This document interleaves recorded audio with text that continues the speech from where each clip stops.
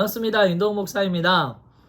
오늘 성경 읽기 네 번째 시간 민수기 함께 살펴보도록 하겠습니다. 가장 먼저 우리 민수기 이 책의 이름에 대해서 먼저 살펴보고자 하는데요. 이 책의 히브리어 이름은 베미드바르로 광야에서라는 제목을 가지고 있습니다. 70인역에서는 아리드모이라는 이름을 붙였는데요. 이는 성경에 숫자들의 목록이 다수 등장하기 때문으로 우리말 민수기라는 이 말은 백성들의 수에 대한 기록이라는 뜻을 가지고 있는데 70인역을 따른 것입니다. 이 민수기가 기록된 목적을 우리 또 살펴보자면, 민수기는 이스라엘 백성들이 광야에서 하나님의 백성으로 훈련받는 이야기인데요. 믿음의 오합지졸들인 이스라엘 백성들이 어떻게 하나님의 백성이 되어가는가를 그린 성장 이야기입니다. 이스라엘 백성들이 출애굽한 뒤 시내산에서 약 2년 정도 머물면서 하나님으로부터 계시를 받은 뒤 약속의 땅으로 나아가기 위해 인구조사를 실시하고 진을 편성했습니다. 그런데 그들은 하나님의 능력을 보았음에도 불구하고 하나님께 불신앙했고 하나님은 이에 진노하셨습니다. 그래서 그들은 보름이면 끝날 이 여정을 40년이나 더 헤매야 하는 처지가 되었습니다. 이 불신앙으로 인해서 처음 애굽을 탈출했던 기성세대들은 광야에서 모두 쓰러져 죽게 되었고, 다음 세대가 일어나 요단강에서 다시 인구조사를 했을 때에 기성세대에 육박하는 수가 되었습니다. 그리고 그들이 모압 북쪽과 가나안 동편 지역을 정복하는 이야기가 바로 이 민수기이지요. 여기서 흥미로운 것은 출애굽 1세대들이 죽었음에도 이 시기까지도 그들의 지도자는 모세였다는 사실입니다. 정리하면 민수기는 그 기록 목적이 첫 번째, 시내산에서 가나안 입구까지의 여정을 기록하기 위함이고, 두 번째, 출애굽 당시에 느슨한 지파 영맹체에 불과한 이스라엘 12지파가 시내산에서 받은 율법을 통해 거룩의 규범을 배우는 동시에 강력한 군사적 공동체로 거듭남으로써 약속의 땅에 들어가 그 땅을 정복하기 위한 제도적 통일성을 갖추기 위함입니다. 그리고 세 번째로 광야에서 거듭되는 이스라엘의 불순종과 배교에도 불구하고 하나님께서 자신의 언약에 끝까지 신실함으로써 그분의 백성들을 결국 약속의 땅까지 인도하시고 아브라함과 맺은 언약을 실현하시는 것을 확정하기 위한 목적을 가지고 기록되었습니다.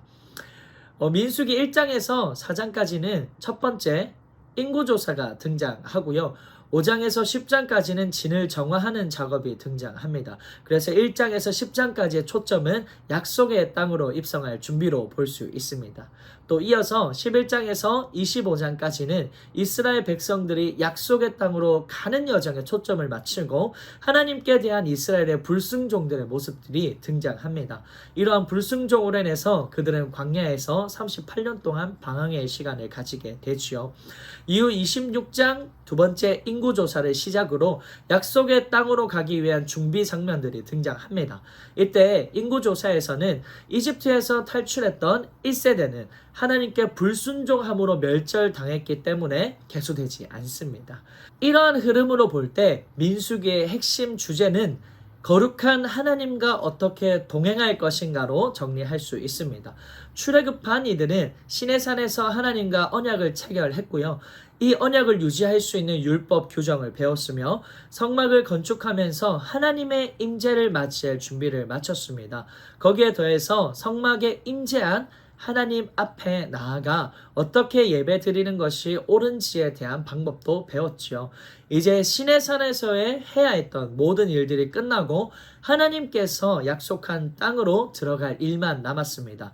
이때 하나님께서는 그들이 강력한 군사 집단이 되어 약속의 땅으로 가는 여정 중에 맞닥뜨리게 될 장애물들을 제거하고 약속의 땅에 들어가 그 땅을 취하기 위해서 스스로를 지킬 수 있는 법을 배우기를 원하셨습니다.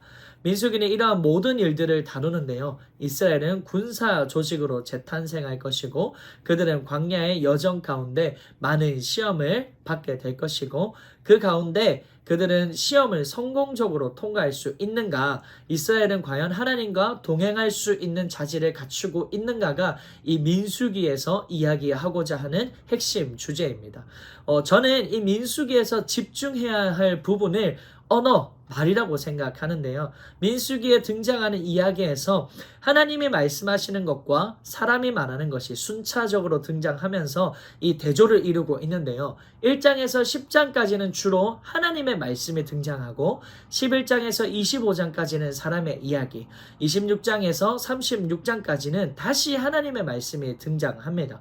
민수기에 등장하는 이 모든 이야기에서 사람이 하나님의 말씀에 순종할 때 항상 복과 형통이 따르지만 사람의 입을 통해 나오는 불평과 원망, 반역과 대적의 말은 정죄와 심판이 따른다고 이야기하고 있죠. 예를 들면 이스라엘 백성들은 14장 2절에서 자신들이 광야에서 죽었다면 좋겠다 이렇게 푸념합니다. 거기에 대해 하나님은 14장 28절에서 너희 말이 내 귀에 들린 대로 내가 너희에게 행하리니 라고 말씀하셨는데요. 그들은 정말 그들의 말대로 광야에서 죽게 되었던 것이죠. 또 가나안에 들어가는 것보다 이집트로 돌아가는 것이 더 낫겠다고 했던 사람들 역시 이 가나안 땅을 밟지 못하고 죽게 되었습니다.